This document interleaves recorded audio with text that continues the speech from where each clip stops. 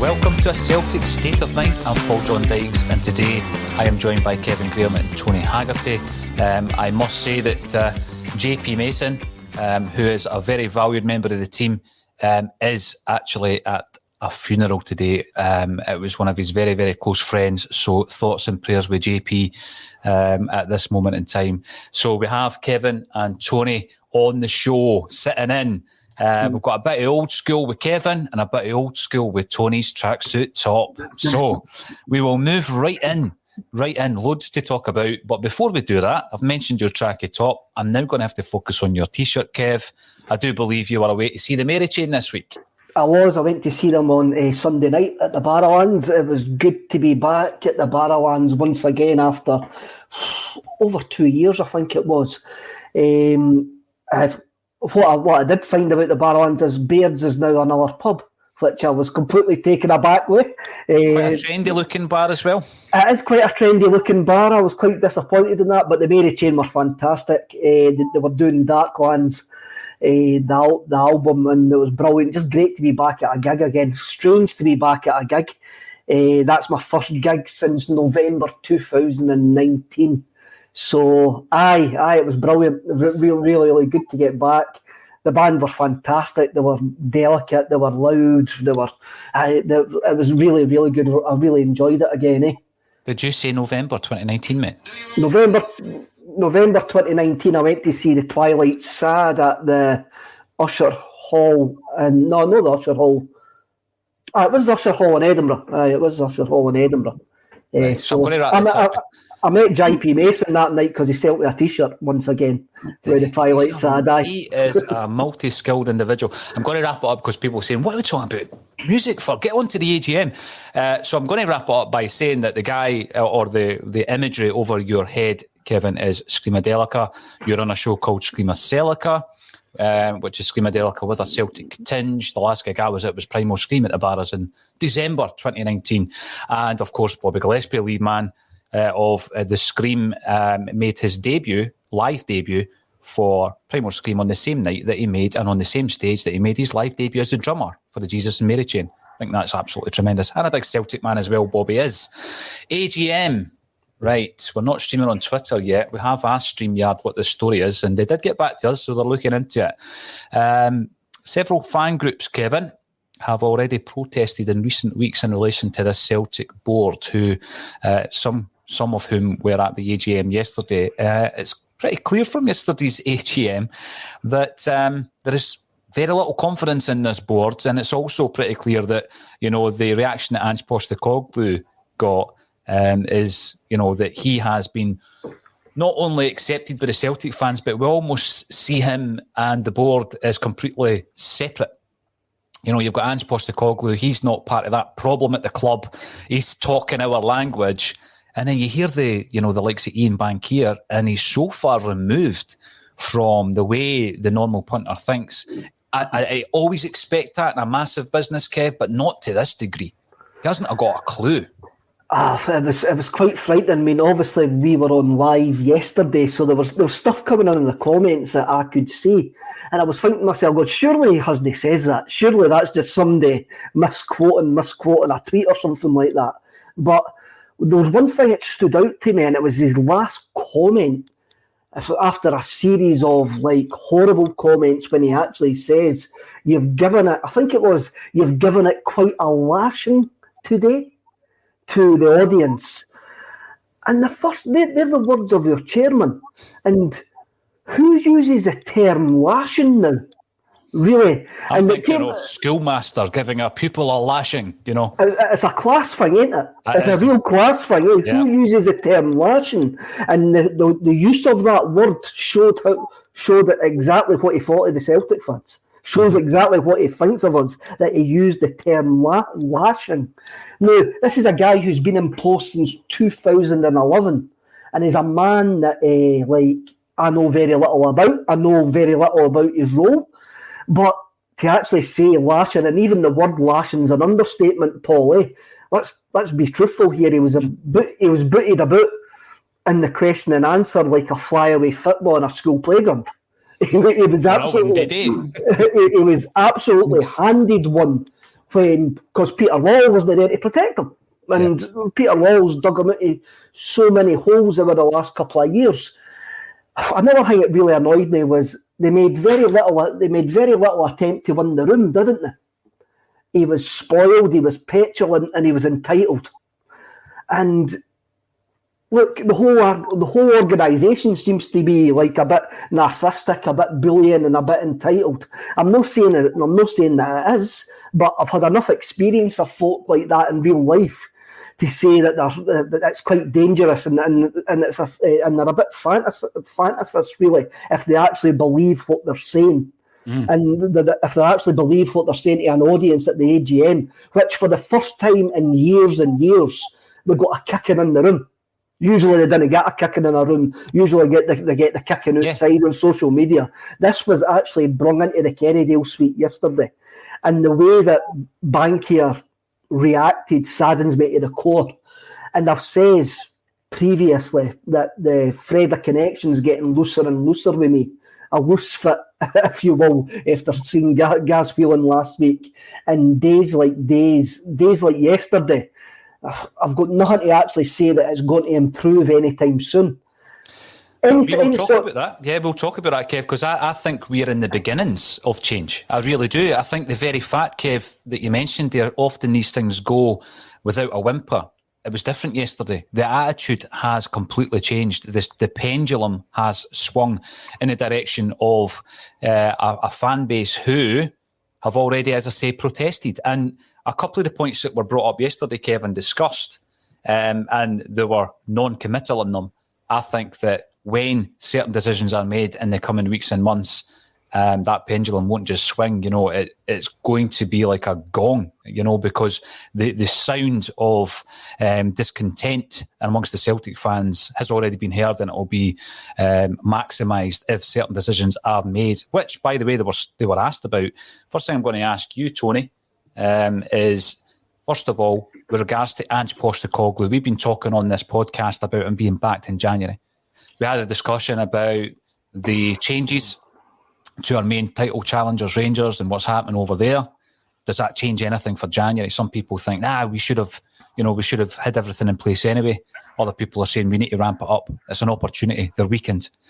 What they did say yesterday, what Ian Bankier did say, is that, we have been given assurances that Ange will be backed in January. Now, we've never been the best in the January transfer window, Tony. We've spoken on the pod. Some contributors reckon 4, some contributors reckon 6. We require bodies in. Ange just said it himself. He's identified areas that he needs to strengthen. That board, when you already consider the fact that they're on a shaky peg, as you say, if they go through January and we don't get what we need in the door, it will be panic stations at that stage, because, again, that is another massive negative in terms of what we're already protesting against. Prove it. They made a big deal about yesterday being in rude financial health, and they were going to back the manager to the hilt in January. Prove it. Go and win that title in January. Give him the manager what he needs, because the most popular person in that room by a country mile was the manager. And goodness only knows what he thought of it. Right? He's getting cheered to the rafters. And these guys are so emotionally, spiritually, and, physically and mentally detached from everyone else in the room. Yeah. The only one that connected was Ange. And then they're saying, we're going to back this guy. That's words. Actions Celtic fans want in January. Prove it. Because you could win the title in January if you bring in the right kind of players and you prove that you are in rude financial health. That's the one thing you can say, that we did come out of COVID in rude financial health, which was their statement, which they wanted to let all the fans know. That's fine. Well then, no point in it sitting there when you've got a big treasure trove, big treasure chest that you can, and bounty that you can win come May. Go and prove it. That is a time for Celtic to put your money where your mouth is, put up and shut up, and go and earn yourself those stripes by backing the most popular man in the room yesterday. And this is a guy who's flown halfway across the world. He's been here for 5 months, and he's the most popular man sitting at that top table in the AGM. yesterday. That tells you something, doesn't it? And he's come over, and we've mentioned this as well. He's come over without all these demands of your Eddie House and various other managers who expect to bring a bus of staff with them. Yeah, and I know there was the AGM this week, but I don't know if you saw the fan media conference. Well, we put it out. You know, and you listened to him, and he gave you an insight into what made him tick. And you think to yourself, wow, this guy's gotten it within 5 months. Yet guys that have been there for years and years and years couldn't be more detached from it all. It's incredible, isn't it? It's utterly incredible how this guy has come in and in that fan media conference he opened up, you know, about doing things, winning football matches with meaning, with purpose, but also doing it in life, in your everyday life. You know, see if you're on the board at Celtic Football Club, this is your everyday life. You care about that. You nurture it. You have your ear to the ground. You listen first and foremost. But these guys at the top, I don't know what's the problem with them. And as you say, they're so detached that it will become their undoing. Because I wrote in the Celtic Way yesterday that it was a winter of discontent AGM, and it's not going to stop. See, the thing, Tony, just in the opening minutes of this podcast, I think we're talking about a Celtic board who for many decades now have relied on a figure who would be able to deal with virtually anything that was thrown at them. And often what happens is if that figure is so strong and so dominant as Fergus McCann and Peter Lowell have been, then there's a lot of other people who are part of that team who are just free-flowing along. You know, they're not actually contributing a great deal because you've got such a powerful figure. And at the end of the day, we're not rewriting history. Peter Lowell was a very powerful figure, you know, in many, many ways. I think he lost his zest near the end of his tenure at Celtic. Well, I'll tell you what, I've never been in an AGM, Paul, because I'm not a shareholder, but see if Peter Lowell has made all those AGMs, like, not move along, nothing to see. The man's a miracle worker. A complete and utter miracle worker. And maybe, given time, I'll reassess my thoughts on him. I'm certainly reassessing. People have thoughts about Lowell, but I think on the whole, he did a wonderful job. But if that was one of his jobs, then my goodness, what a job, what a performance every other year to take that kind of flack, Kevin. I don't know if he lost his zest, Paul. I think he maybe lost his focus and got focused on one thing. And that was the 10, and that was the legacy of his 10. And that was his downfall. That was the biggest downfall that he had.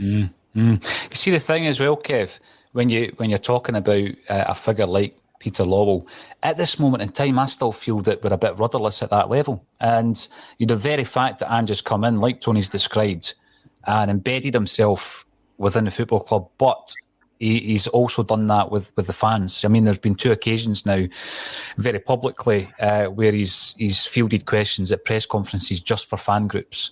But you also speak to other fans who bump in. I mean, Declan McConville bumps into him every other day, it would seem, the amount of times he's got a selfie with him.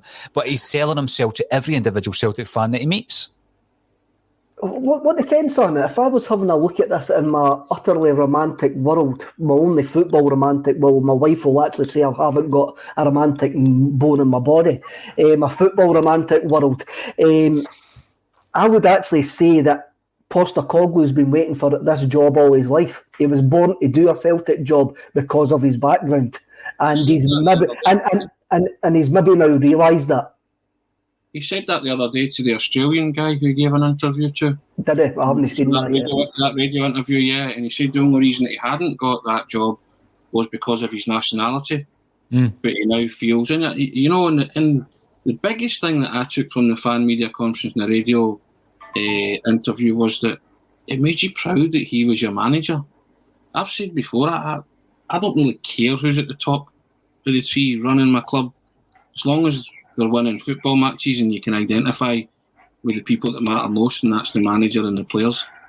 And I think at this moment in time, whilst there's unrest with all the figureheads at the top, Celtic fans are really happy and they feel proud that this guy's their manager, and he's starting to win football matches, and that's all you want.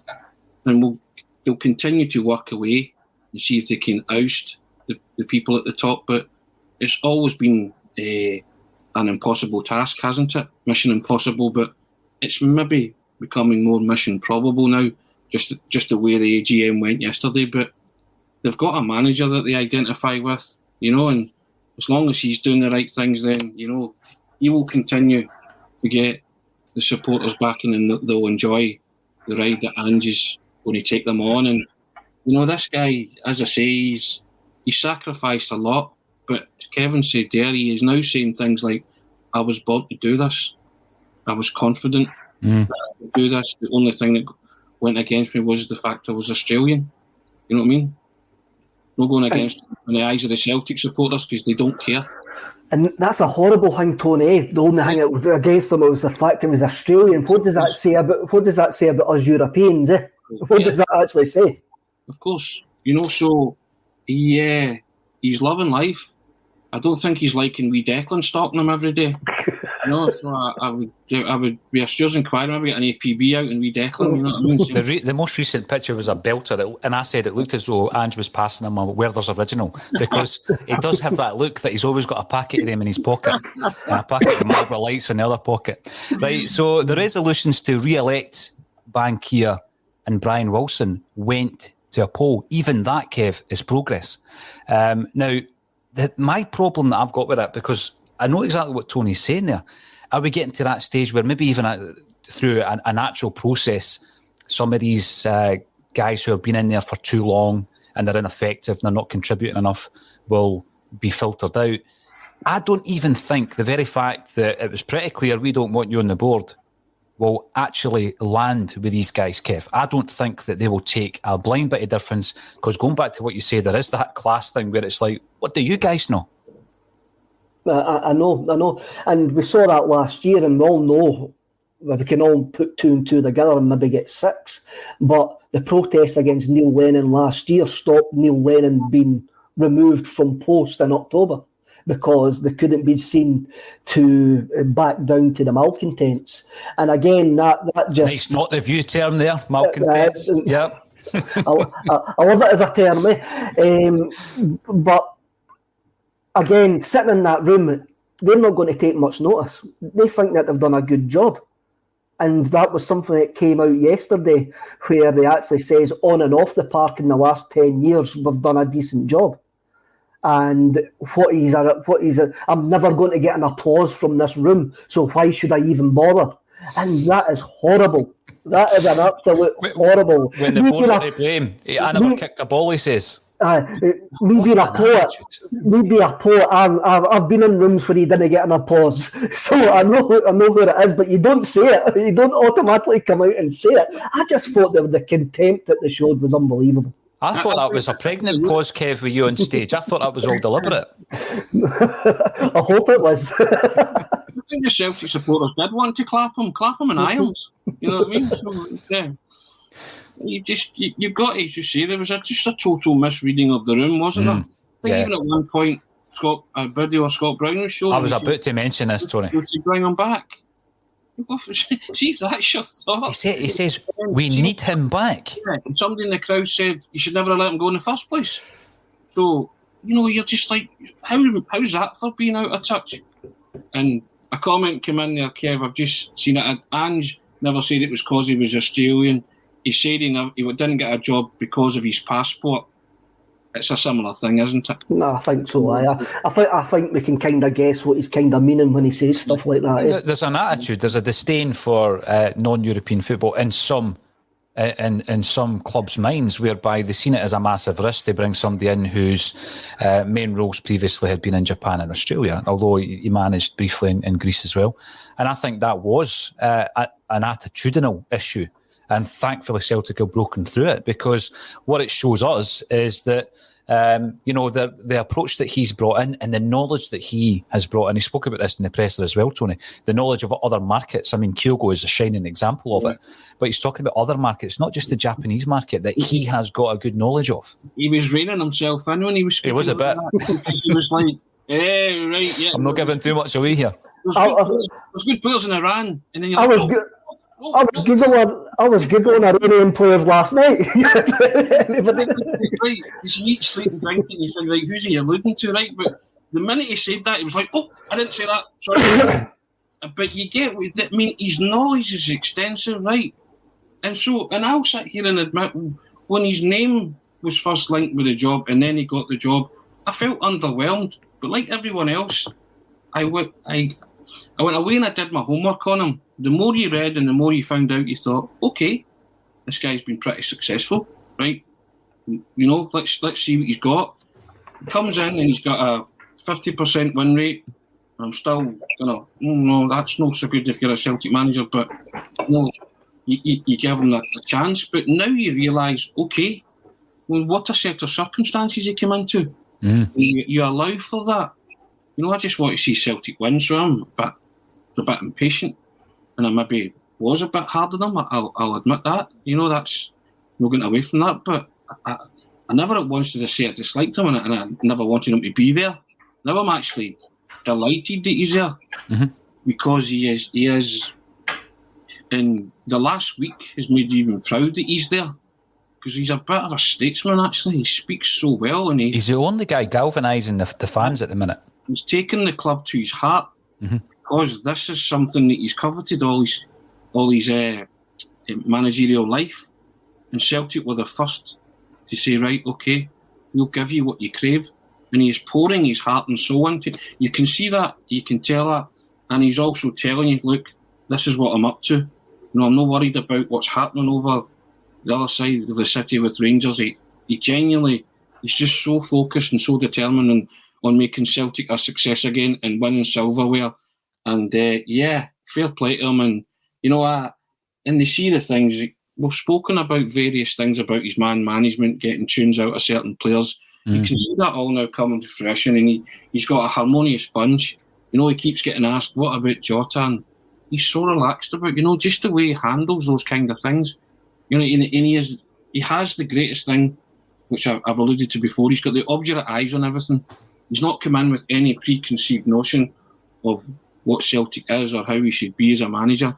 He's coming in with a fresh set of eyes on everything. And that's priceless to Celtic at this moment in time. He's not wrapped up in it. He's standing outside and I get that. Objectively. Absolutely get that. Wonderful thing.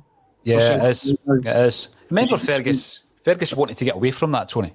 He wanted to appoint non-British managers who maybe didn't have the connection with Celtic.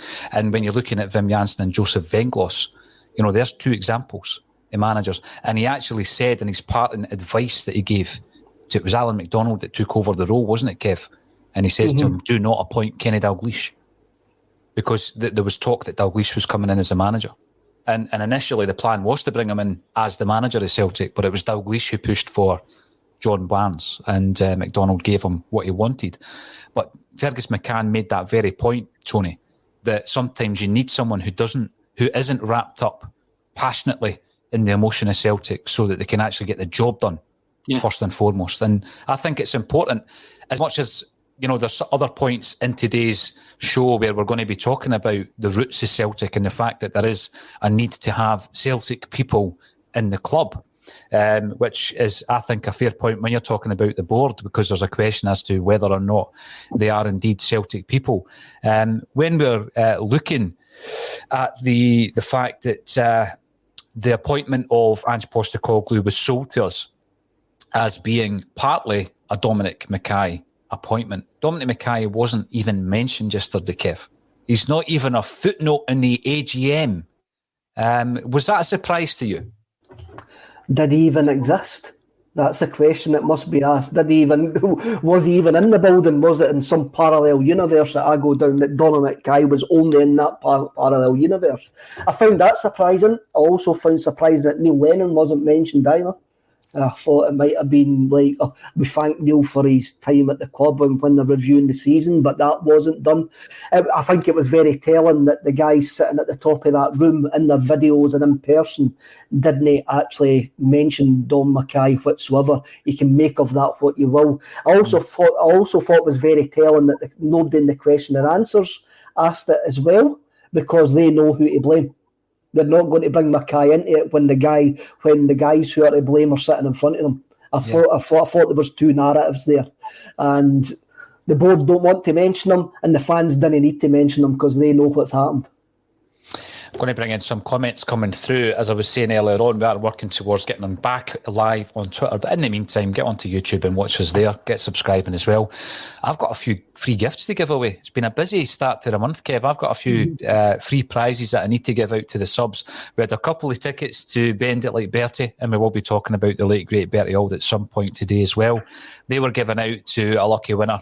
I've got other things. I've got a watch, and I've got a Bobby Lennox signed and framed print to give away as well. So we'll be doing that at some point today. Get on the socials and you'll see who is winning the prizes. Jamie Young also says you should put the wee reminder button on. I think that'll be the notifications button on the YouTube. I'll speak to the technical wizard who's sitting across the table from me to see if he can figure out how to do that, or if it needs to be done independently by every subscriber. Donny Boy 67. I think we all have the fear of the board not backing him, and he walks. I hope this isn't the case, but who knows with our board. I think at this moment in time, we're going into a January, and I'll come to you first, Kevin, on this, and I think Ange Postecoglou is in a fantastic position, because if, for example, he wasn't to get what he wants, I don't think he's going to be demanding 8, 9, 10 players, but if he doesn't get what he wants, then that must be in the back of this board's mind. You know, we have got probably the only figure at the moment who's galvanising the club with the fans, and that's Ange Postecoglou. He's a great head of the football department at this moment in time. They can't afford him to walk. They've got to keep him happy. He's got them out of a hole. He's got us united. They got to support United with the team in that again, and that allows them to do what they need to do in the background. I mean, can we trust them to back them in January? That's a big question. Can we? I wouldn't trust this lot to go down the shop for some custard creams. Never mind anything else. They'll try and do as little as possible, as history goes. I mean, they will try and do as little as possible. I always go back to this when I see the board in action. I always go back to another musical reference here. John Lydon on the stage of the Hollywood Ballroom in San Francisco in 1978. As the Sex Pistols were imploding all around. And he actually says, do you ever get the feeling you've ever been cheated? And I think the AGM confirms in what we've seen previous transfer windows that we're cheated every day as Celtic fans. I mean, come on, let's have a look at what he even says about European football. What did he say about European football? He justified your failure in European football by saying European football's changed over the last 20 years. Yeah, and we should expect to get scalped by the likes of PSG and Barcelona. Aye. That's basically in essence what he was saying, you know. But should we expect to get scalped off Ferencváros and Malmo? I mean, that's all we're asking, that doesn't happen. I mean, he defended it by saying we had been successful off the pitch with selling players and domestically. But for me, what's it, 2 group stages in 8?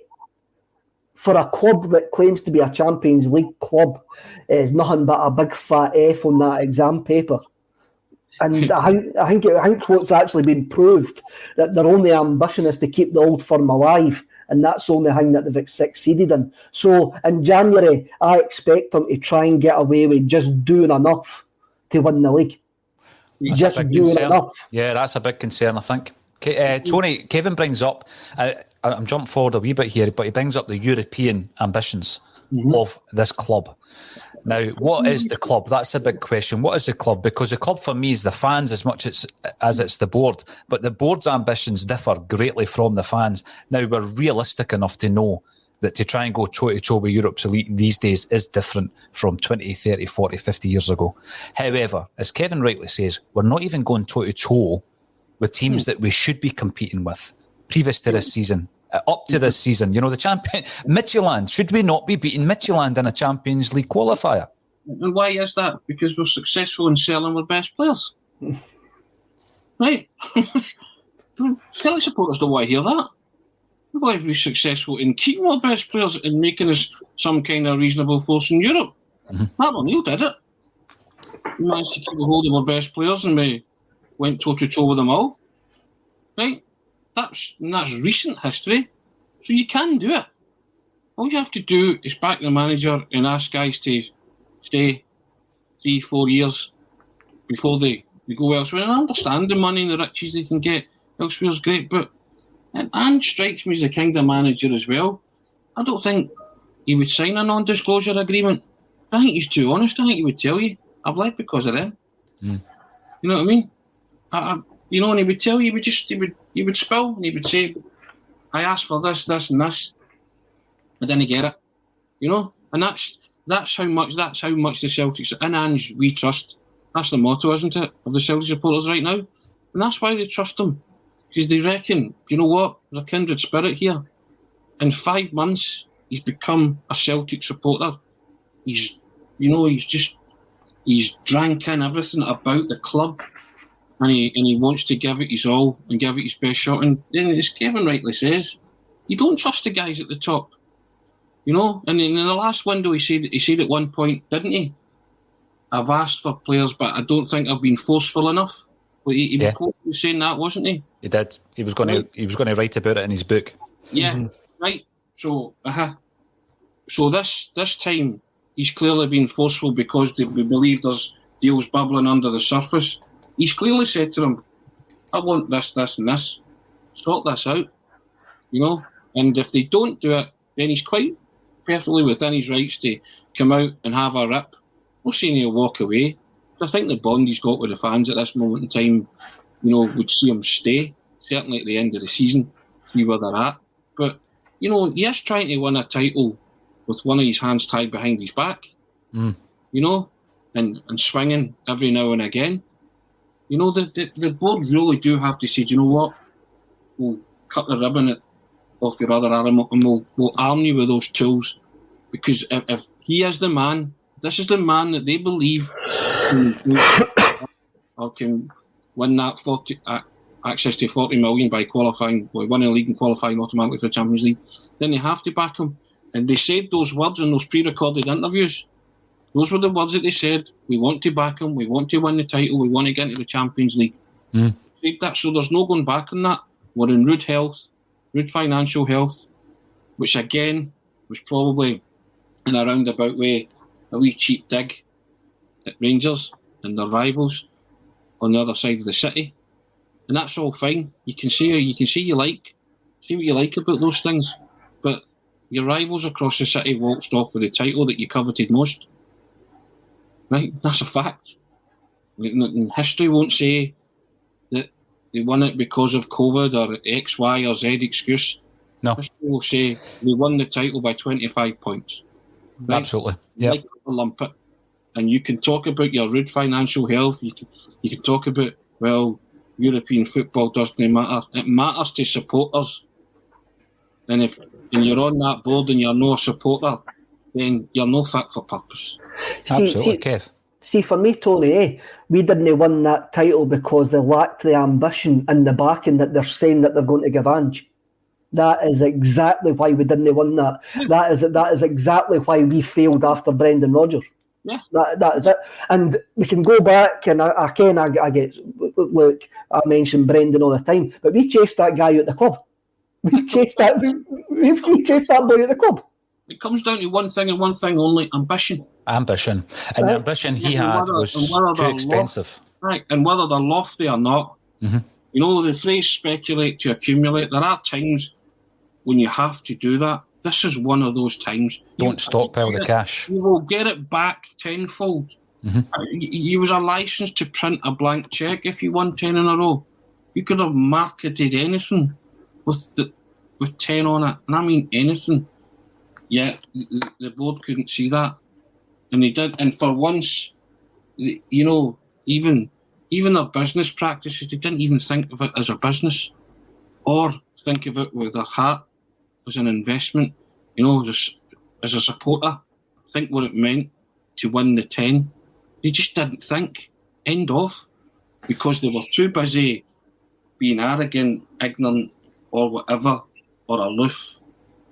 Because that's who they are. They're as detached from you now as a Celtic supporter as they've ever been.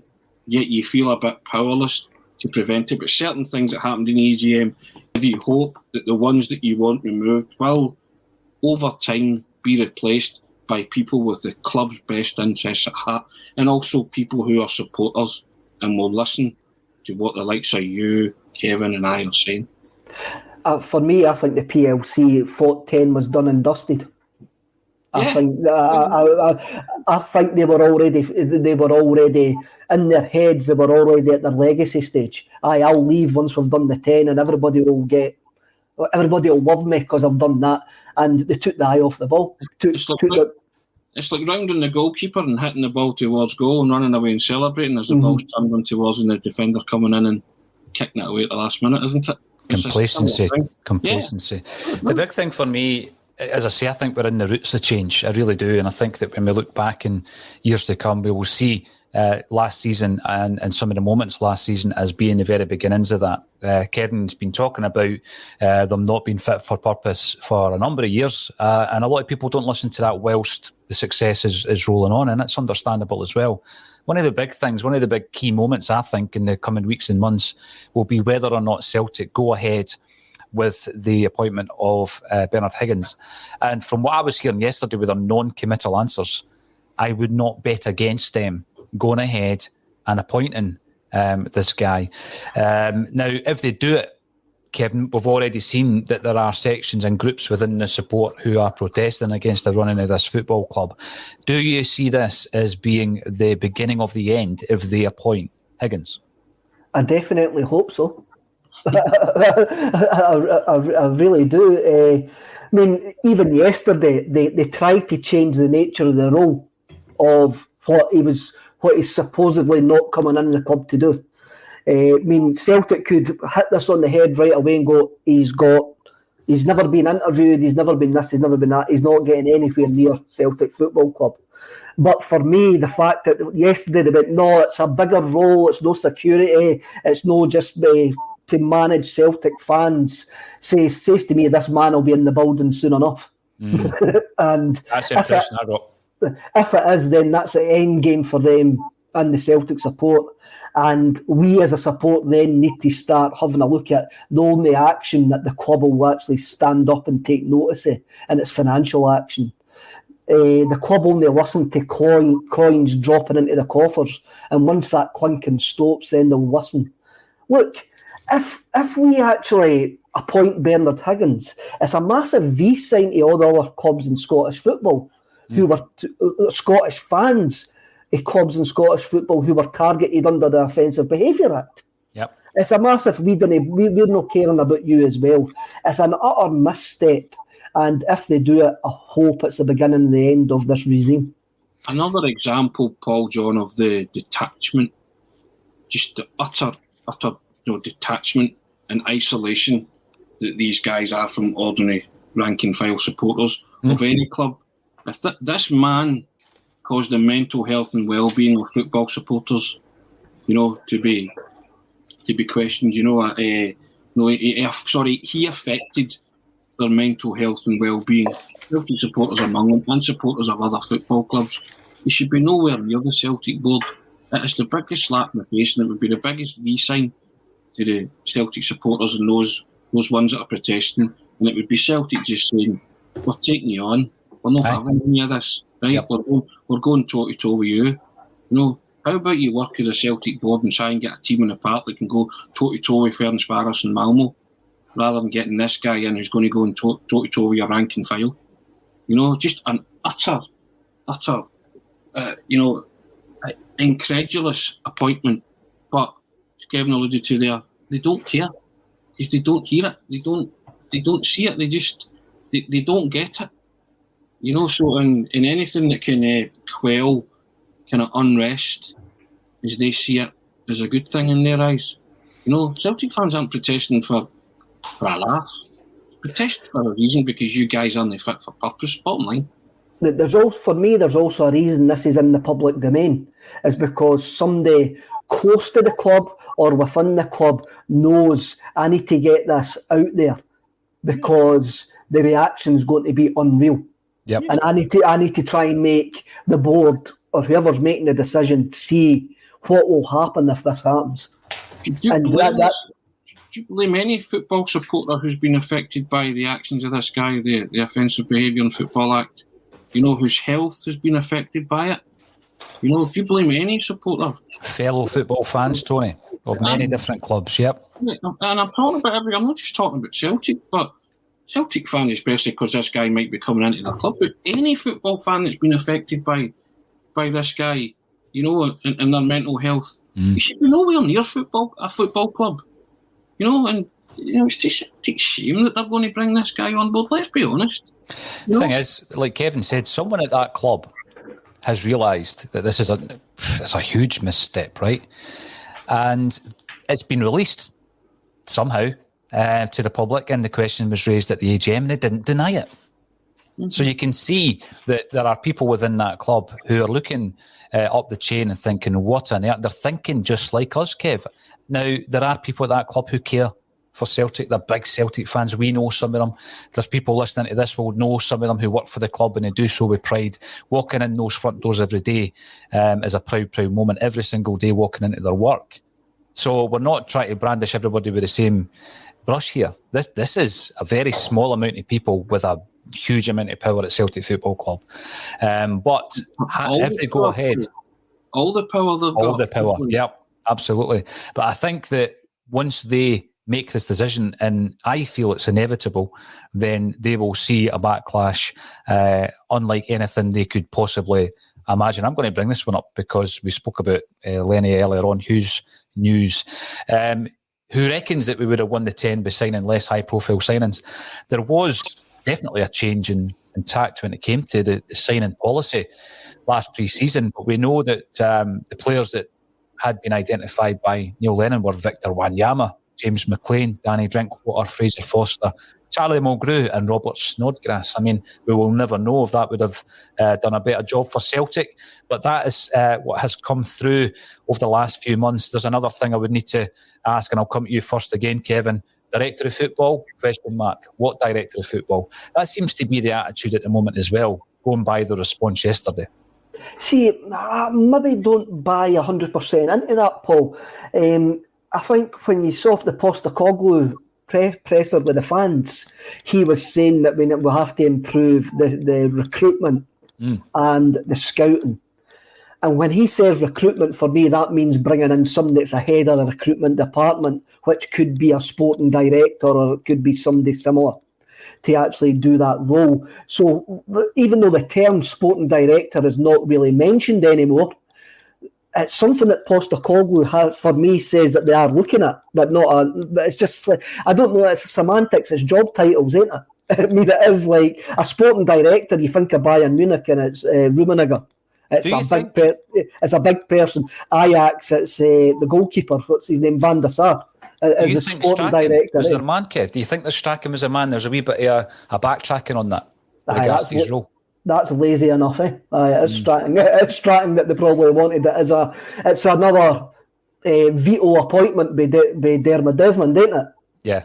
We didn't need to do the interviews. Gordon's already there. He's already willing to leave Dundee and come and do it. Mm-hmm. So it's like, and there's no clash. There's no personality clash, is it? Because Gordon fits in with the hierarchy. It's already there. He's already been there. How they work. Yep. He backs him up, and I mean, you know what I mean? Of course it was Strang. But who's going to come in now? It'll probably be somebody not as high profile like your Anton McElhone or somebody like that, but somebody that has got a decent enough background, more than likely for the City group. That wouldn't surprise me. What's your thoughts on the fact that Peter Lowell might have been some way involved in the appointment of Ange Postecoglou through that City group connection? It doesn't surprise me whatsoever, eh? Even though I was surprised yesterday when I was told it shouldn't have really surprised me. And I do think deep down I already knew that, because the fact that it was already a City group team, that there had to be a connection there, that Ange Postecoglou was on our radar, the same as Ronnie Dyler came onto our radar because somebody in the City group told us this guy's could actually do a job for you. Yeah, and because of the fact that they want to get into either European football, in Ange's case, or into a bigger league than he was already operating in Ronnie Dyler's case, their demands will be lesser. Therefore, Ronnie Dyler comes in and works with everybody he's told to work with. John Collins was given the job before Ronnie Dyler was given it. His job is already secure before Ronnie comes in. Ange Postecoglou comes in and has to work with those round about him. Now, we are looking ahead to this weekend. It's been a while since we've been at Hampden for a football game, anyway. At St Johnstone, they're the cup holders, Tony. They're the cup holders. And we're going into that game. It's going to be an emotional day because obviously it's wrapped in the tribute to Bertie Auld. And I was just reading this morning, there's going to be a couple of tributes by the Green Brigade for Bertie, and the club's tribute, or part of that, will be that we'll wear the number 10 shorts. So before we get to the game, let's have a wee talk about the need for a permanent reminder and a permanent tribute to wee Bertie. Well, you know my thoughts. The 10:30 tunnel. I said it on Monday, right? I like how this is developing. It's now been named. The 10:30. Right. The 10:30 tunnel, right? And I spoke to We need a clock that never changes for 10:30 there as well. There we go. Right. And also, I spoke to a guy, Amsterdam Shamrock, and we were having a week and he said, he said, get like the 10:30 tunnel, welcome to paradise. Can they play? Like, and this is Anfield sign, right? Get those words right round the tunnel or somewhere in the tunnel. You know, I just think that'd be a brilliant tribute and a lasting tribute to Bertie. The 10:30 tunnel, welcome to paradise. But can they play? As they're headed out, there you go. There's your. I love it. I love it. That's what's a no-brainer. It's got to be done. You know. I love it as well, and you've even sold the marketing for the Celtic PR department. Get your photo in the 10:30 tunnel underneath the sign for £10.30. That's like sorry, for an extra 10:30. For an extra 10:30 on top of the tour, you can get your picture underneath that. You can get a seat in the board. I love the idea, Tony. I absolutely love it. Come on, it's like it's a gift horse, isn't it? Really? Because as I said on Monday, two of his greatest anecdotes took place in a tunnel. Right? And the players, you know, and then as you're walking out, blare the Celtic song or blare a version of Bertie singing the Celtic song. You know what I mean? Because he sang it a million times in his life. I mean, what more emotion do you need? What more would you want heading out to Celtic Park? You know what I mean? You wouldn't need any more motivation than that. And also as well, it might actually give you a smile as you're walking out. Yeah. You know, and players go out and enjoy themselves and they play in that amphitheatre, that magic arena. You know, I just think that's worth considering, is it not? If you're Celtic, don't let. Well, you heard it on ACSOM first with Tony Haggerty. I mean, it's this guy was he embodied that team, didn't he? He was the spirit of that team. He was, you know, you just felt like he was the eternal flame of that team, didn't you? What I like about it is his actions in the tunnel have been described quite correctly as gallus, a brilliant Glaswegian term, gallus. And I think the Celtic Football Club at the moment lacks a bit of that gallus nature, and we're far too conservative, both in their behaviour and their politics as well, Kevin, at the very highest point of Celtic Football Club. So yeah, let's bring it in 100%. St Johnstone, any changes you'd make to the team, Kev? How do you see this one going? I've already predicted a 1-0 narrow victory against this side. It's funny, football throws up certain quirks that does make you believe that there's a higher power at work at times, And the Bertie Auld thing that we've just mentioned, 52 years since he scored the only goal against St Johnstone in the League Cup final at Hampden, So then, the way my mind works, you start to think that it's set up for Celtic's number 10 to score the winner or score a goal in the 30th minute or something like that. But then, who is our number 10? Is our number 10 Saeti, ain't it? Is our number 10, Oh, so, you've just blown that one, Kev. no, so that's slim. That's slim to actually happen, You never know. I mean, international breaks are strange, especially the games straight out of international breaks. The fitness of the players, both mentally and physically. And Big Ange has already says he's methodical. He'll have a look at the data when thinking about the team selection. But as I look to Saturday night, two players are key for me.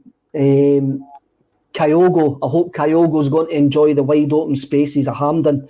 And again, a player that's been sort of overlooked, his contribution to us this season has been David Turnbull.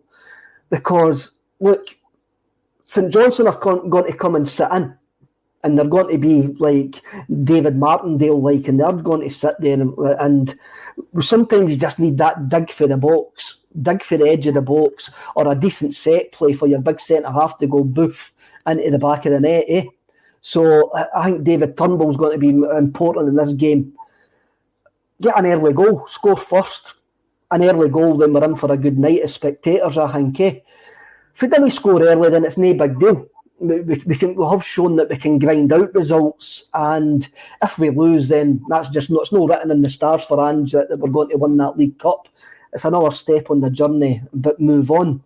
But then, kind of going back to the Bertie Auld thing, eh? Like, there was a quote this week that I read that he says that they used to train 5 days a week and get a day off to play football on a Saturday. Let's just go out on Saturday night and just take that on board and just go out, win and entertain us, eh? That's all I'm looking for. Superb. So put £10.30 on 1-0 a jetty. Well done, Kev. Now, Tony, are you covering the game? You going to be at the game on the weekend, on Saturday? No, I'm not. One of the other boys from the Celtic way's got that privilege, Sean Martin. So if I'm not going, I'll be on here, maybe, possibly, I don't know, if selected. I hope to see you then, if selected, he says. A couple of other wee things we need to run through. First and foremost, the great George Conley, one of my greatest Celtic icons. It will be at the penalty spot before the game on Saturday. The penalty spot is it's in Sword Street in Glasgow, and some incredible Celtic memorabilia will be available. George is going in for a signing session. He doesn't often do signing sessions, and he'll be there from 1 until 3. I think it's 3 on Saturday, but he'll certainly be there. So get in there and get your jerseys and your books and prints and all that kind of stuff signed by the great George Conley. And whenever I think about George, I think about the Quality Street Gang, and always then look at what we've got now in terms of homegrown talent. Now, I'm not going to include Henderson in this because he's not really played this season, and I know we've got Robertson out on loan and he's not really played for Celtic this season. But if you look at the first team squad when all fit, we have Callum McGregor, of course, Jamesy Forrest. Throw any in that I might miss here. Tony Ralston, Stephen Welsh, Mikey Johnson. Dembele was in the plans. Bad injury means that he's out the plans at the moment, but he's part of the squad. Montgomery's played quite a few games. This is his breakthrough season, even though he had some game time last year. And of course, Hazard, who has won a trophy and was part of the quadruple treble side as well. And I look at that and I think, well, you know, can Celtic, and I'm not comparing that group of players to the Quality Street kids or the Kelly kids or the Lisbon Lions or any other group of players who have come through at Celtic, but can that core group, or can a core group at Celtic Park come through and be the nucleus of a successful Celtic side? How much has changed? Can it still be done, Kev? I think it can still be done, and I think Ange Postecoglou over the last 2 weeks he's gave Greg Taylor a longer term contract, and he's also gave Anthony Ralston a longer term contract. So he knows the importance of homegrown players and players that know the club. I mean, Anthony Ralston, Tony, in his piece for the Celtic Way, called him a Cinderella story. I'm more a Billy Boots man myself, eh? So it's like he has been a Billy Boots story, eh? And it's a story about Anthony Ralston that we didn't know where or when or how it's going to finish, but we're now all fully invested in watching it, how it'll go. I mean, he's got his reward, he's got a big contract, and it's always great to see one of our own like doing really well. And more importantly, he's done what the managers asked him to do. And he's doing what a lot of us didn't expect him to actually do. The manager backs him, and that says everything that we need to know. I mean, a few weeks back, I was a bit rude about him. Gave him a bit of a disservice by saying he was like a big lovable puppy that you wanted to do well. We had him all doing as a substitute teacher, like with Juranovic coming in and that, eh? But hey, maybe we've just got to embrace it. He's a good footballer and we've just got to accept that. And he is going to be part of Celtic going forward. I'll say 4 words, Kevin. Tony Ralston, Scotland player. That says it all, really, doesn't it? The highest honour and accolades you can get. And yeah, I think everybody has been disparaging towards Tony Ralston. But getting back to what you said, that shows you what happens when you have the right manager at the helm of your club. Yeah. He's boys' fortunes around by placing one thing in him, faith in his ability and getting the right answers. Looked him in the eyes and said, "Can you do me a job? Don't listen to that. Listen to me. I trust you." That's all you need. And he's done it. I called it the Jedi mind trick the other day. Whatever Jedi mind trick Andy's playing on me is doing on the Celtic players, it's working. And I'm being a bit flippant there. It's man management. Not everybody has it. Not everybody can do it. Andy's clearly got it in abundance. He does, Tony. He has the Celtic players, dancing to the beat of his drum, and long may it continue, because you just see that even, the nucleus of Scottish players, you could turn them into something pretty special with a guy like that at the helm. He doesn't need to work on Kyogo and, Tom Roderick, because these guys are just naturally gifted footballers.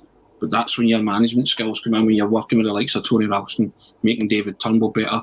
Brendan Rodgers did it with James Forrest, that kind of thing. That's when you turn around and say, you've got a manager with a wee bit of clout here, somebody that knows what they're doing, somebody that knows the game, and it augurs well for your club.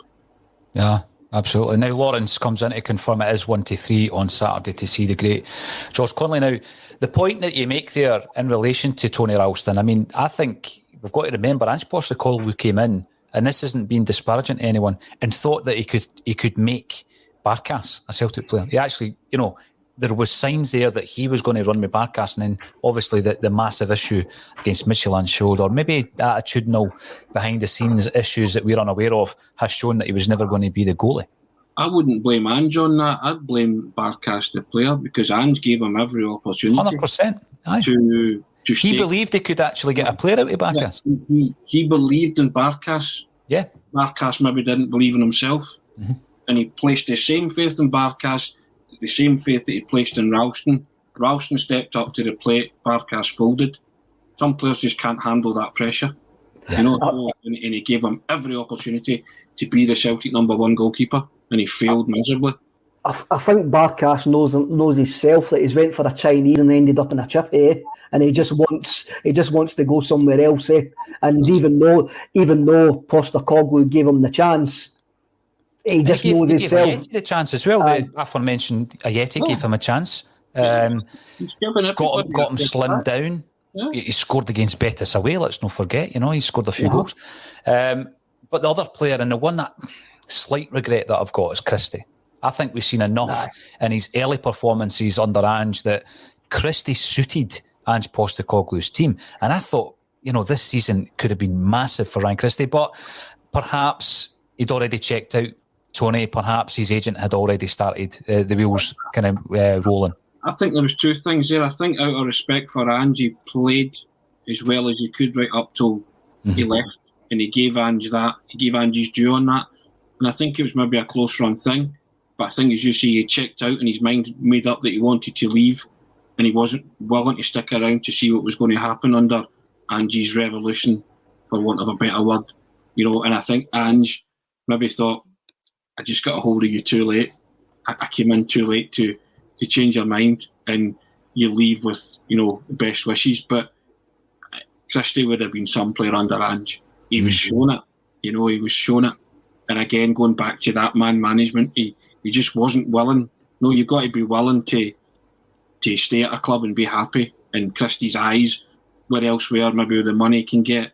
It shows you when he signed for Bournemouth, doesn't it? That he wanted out the door. You know? I could accept it at Crystal Palace or something like that. With Edward, a Brentford up and coming, with Ayer, I can accept all that. But Bournemouth was a kind of, his mind was made up. He was going down south regardless. Get down south, Kev. I think as well, Tony. I can't say that what he says about Ange after he left. He says, "I wished I could have stayed there to work under him for longer." I didn't see that as a hollow platitude. I actually thought that was a player. I actually thought it was a player who wanted to work under this man, but his opportunity. But his opportunity to go to England had just come along, and that's it. And I watched him for Scotland the other night, as you say, Paul. And Alan Morrison will back us up. His stats show he would have fitted perfectly in the midfield for Celtic. Yeah, that's more than a regret at the moment. But again, what I'm going to take from that is once we get him fit, and I do think we can get him fit, I'm going to stick to it. I still think that James McCarthy will be the dark horse of that transfer window. I think he's going to be a player under Ange Postecoglou. I think he can work his magic with James McCarthy. Before we go, we've been talking about the great Australian Ange Postecoglou. Well, you will have noticed this morning we have announced that Celts Down Under are our first pod to get signed up for the big charity weekender. It's going to go ahead on the 4th and the 5th of December. Over that weekend, we will be producing 24 hours of content. Now, obviously, we did it last year. It was a massive success at a time of year where people need help all year round, but at Christmas, it sometimes brings it to the fore, doesn't it? That time of year, we were able to raise a lot of money for some very, very needy causes. And we'll be doing again the same at Christmas time this year, the 4th and 5th of December. Get yourself on the YouTube channel, get subscribing to that. We've got some very exciting guests. We've got some collaborations with other podcasts. We've got some live stuff. Hopefully we'll have a Scream of Celica episode thrown in there as well from Kevin Graham. He's got a few really good guests lined up. And it's a weekend of basically going right back to the roots of the club and saying, you know what, let's raise some money for underprivileged people who are vulnerable within our communities and within society, and get that money to them for Christmas. So, you know, kids who might not have woke up to something on Christmas morning, we can make that difference. And we've done it last year as a collective. So we'll be doing it again. So loads of more announcements coming up in the next week or so about who's going to be involved. And I'm looking really forward to that as well, Kevin. Even though somebody described, I can't even say it. I can't actually say it. It was something that it was a quote from Carter, Get Carter, about my eyeballs looking like something. But that's what I looked like on our 24 last year, Kev. But it was all for a good cause, wasn't it? Definitely, and what everybody raised for charity over that weekend was great. And we'll have to remember it was Scottish Cup final weekend as well on the 20th of December. Was it the 20th, 19th of December, whatever it was, eh? So it's a wee bit earlier this year, but it's fantastic that Celts Down Under have already came on board. It's the Celtic family once again will actually back us that day for the weekend, and we've got some great things planned. And we've also got a game at Tannadice. We'll have the live match day from Dundee United v Celtic on Tannadice on that Sunday. But it's getting to that time of year when you have a look at families that need our help. And the Celtic support always stay up because we were born in charity. That's what we are, and that is what is so close to our hearts. Yeah, absolutely. And whatever we raise will be a result because it will help somebody out there, and that's the most important thing. Tony, I hope you can join me for the St Johnstone game. We will be back tomorrow at 12:30, where Tony will be joined by his cohorts, Jim Orr and Laura Bradburn, for another ACSOM Bulletin. Thanks, everybody, for getting involved today on YouTube, Facebook, LinkedIn, Twitch. Hopefully we'll be back on Twitter soon. And join us again tomorrow. Thank you, Kevin Graham and Tony Haggerty, for joining me again on A Celtic State of Mind.